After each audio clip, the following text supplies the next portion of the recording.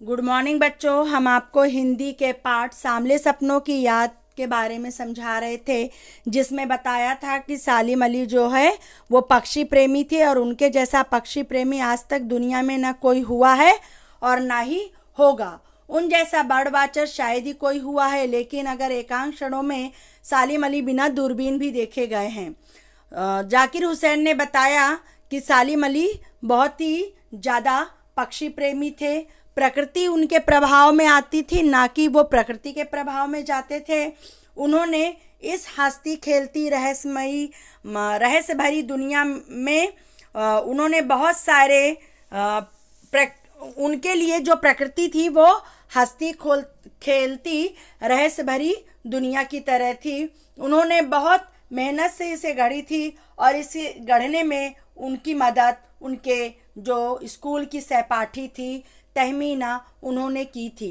उन्होंने अपने लंबे रोमांचकारी जीवन में ढेर सारे अनुभव के मालिक जो सालिम अली थे, एक दिन केरल की साइलेंट वैली को रेगिस्तान हवा के झोंकों से बचाने के लिए उन्होंने बताया था। वो जो थे वो चौधरी चरण सिंह थे और वे प्रधानमंत्री थे। वे भी उसी प्रकार से प्रकृति के प्रेमी थे। जब सालिम अली ने उन्होंने इस खतरे के बारे में बताया तो उनको बहुत दुख हुआ था। ना तो उनके जैसा कोई प्रकृति प्रेमी मिलेगा और ना सालिम अली के जैसा कोई पक्षी प्रेमी मिलेगा। आज सालिम अली नहीं है, चौधरी साहब भी नहीं है। कौन बचा है जो अब उस सोंधी माटी पर उगी फसलों के बीच एक नए भारत की नींव रखने का संकल्प लेगा? कौन बचा है जो अब हिमालय और लद्दाख की बर्फीली जमीनों पर जीने वाले पक्षियों की वकालत करेगा? सालिम अली ने अपनी आत्मकथा का नाम रखा है फॉल ऑफ ए स्पैरो। मुझे याद आ गया D.H. लॉरेंस की मौत के बाद लोगों ने उनकी पत्नी फ्रीडा लॉरेंस से अनुरोध किया था कि वे अपने पति के बारे में कुछ लिखें। अब जो सालिम अली है उन्होंने एक आत्मकथा लिखी थी जिसका नाम था फॉल ऑफ स्पैरो। तो लेखक कहते हैं कि मुझे याद आया कि जब उनकी मौत हो गई थी तो उनकी पत्नी से लोगों ने कहा था कि आप उनके बारे में कुछ बताइए।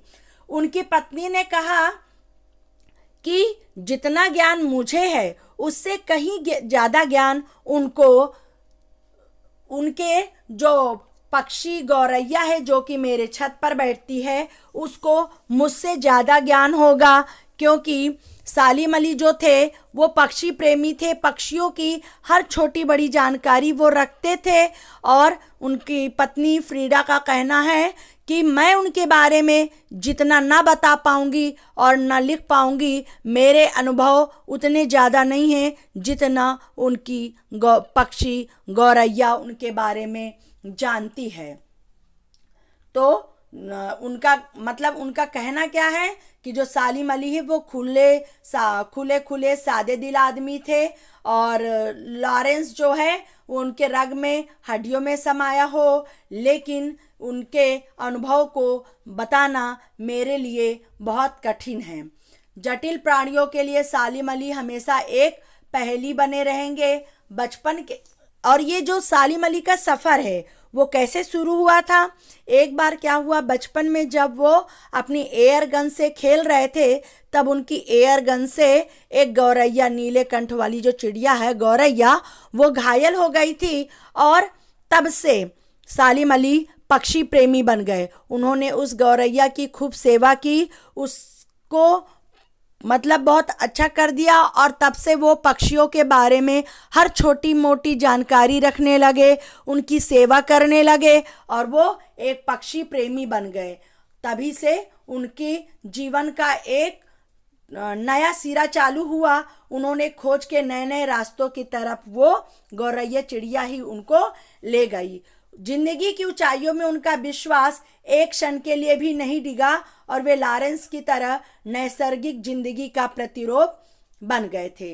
सालिम अली प्रकृति की दुनिया में टापू बनने की बजाय सागर की तरह उभरे थे। वो छोटे मोटे आदमी नहीं थे, बहुत सागर की तरह थे जो पक्षियों के बारे में जानकारी रख सके। जो लोग उनके भ्रमणशील स्वभाव और उनकी यायावरी से परिचित हैं, उन्हें महसूस होता है कि आज भी पक्षियों के सुराग में ही निकले हैं और बस अभी गले में लंबी दूरबीन लटकाए अपने खोजपूर्ण नतीजों के साथ लौट आएंगे। जब तक वो नहीं लौटते, क्या उन्हें गया हुआ मान लिया जाए? मेरी आंखें नम हैं सालिम अली, तुम लौटोगे ना? और लेखक कहते हैं कि सालिम अली एक टापू की तरह नहीं बल्कि एक अथाह सागर की तरह उभरे थे। वो सबसे ज़्यादा पक्षी प्रेमी थे। उन्होंने पक्षियों की खोज में उनमें ही अपना पूरा जीवन समर्पित कर दिया और ऐसा लगता है कि जैसे गले में दूरबीन लटकाए आज भी वो पक्षी की खोज में निकले हैं। पर क्या वो पक्षी प्रेमी वापस लौटेगा या नहीं लौटेगा, समझ में नहीं आ रहा कि हम उनको गया हुआ मान ले या वापस लौटा हुआ माने। क्या सालिम अली तुम लौटोगे ना? बच्चों, आप इस वीडियो को समझ लेना, अगली बार हम आपको इसके प्रश्न उत्तर समझाएंगे।